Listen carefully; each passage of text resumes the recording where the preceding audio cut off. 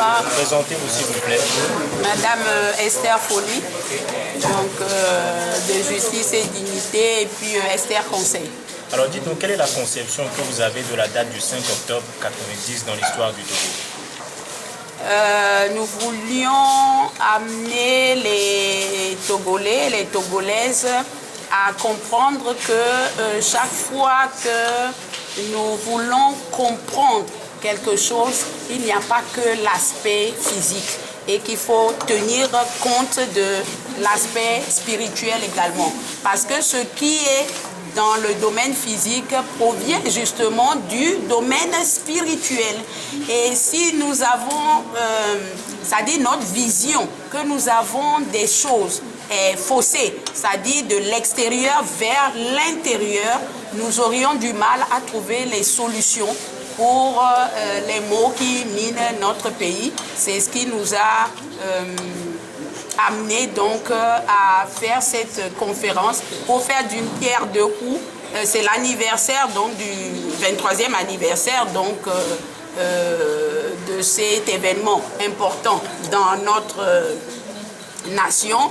Certains peuvent rejeter cette date, vouloir l'oublier, mais nous devons quand même apprendre des événements et apprendre surtout de nos erreurs. Alors, vous avez dit dans votre développement que la démocratie était une fausse route. Quel est le système que vous proposez à la place? Oui, la démocratie fait partie donc, de ce qu'on appelle le système de Babylone.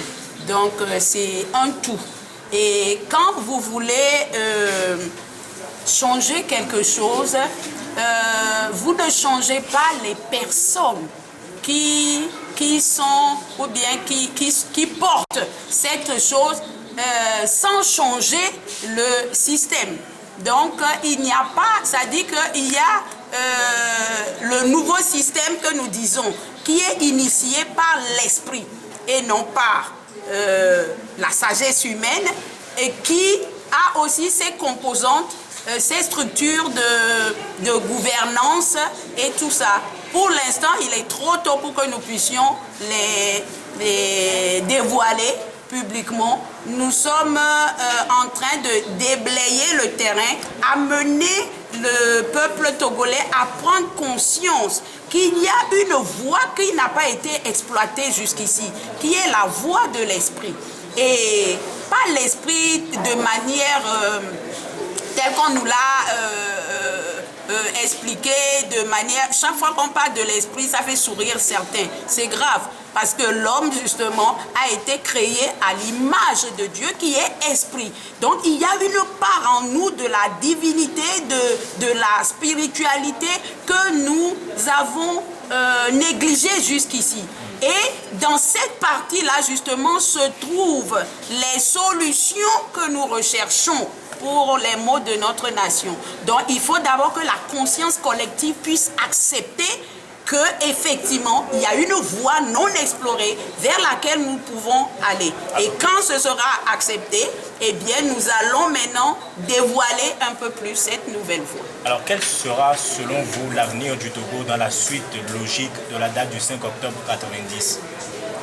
Oui, nous l'avons dit que à partir de 2013, qui est le commencement d'un cycle de 22, eh bien, les nouvelles choses sont en train de commencer.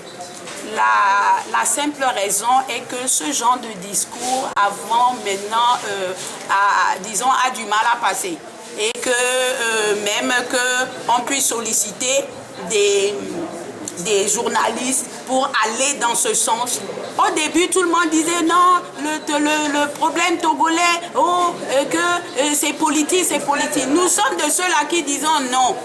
Et avons justement pas inventé, puisque le mot n'est pas de nous, mais donner cette connotation de désormais en tant que Togolais, regardons les problèmes de notre pays avec les yeux politico-spirituels.